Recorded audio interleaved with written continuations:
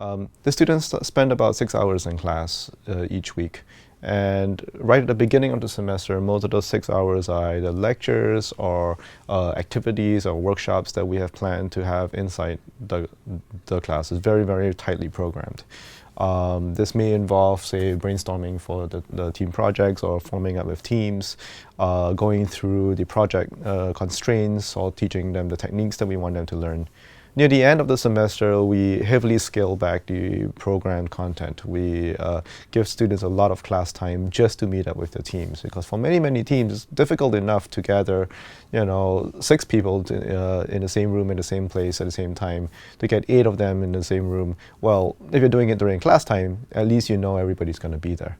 So we try to give as much time as possible later in the semester for teams to actually work on their project.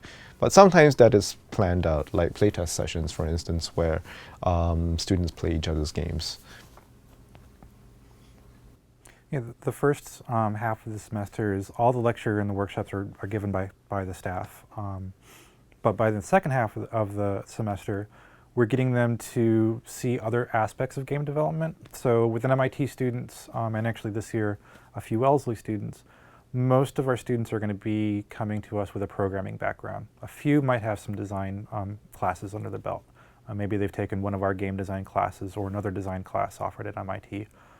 Some of the students are going to have some art aptitude, like visual art aptitude, some a little bit more sound design or music composition aptitude, but for the most part, they don't know what it's like to be an artist. They don't know what it's like to be a sound designer on a game development project. And they might actually not know anything about the business of games. So the last half of the semester is bringing in guest lectures from the industry.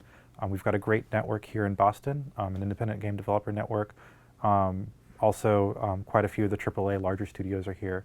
So we mine our network, and each year we get new speakers to come talk to them about how to work with an artist, how to work with a sound designer, what it actually means to be an art director in a game company, or what it actually doesn't mean to even be a level designer on a large project.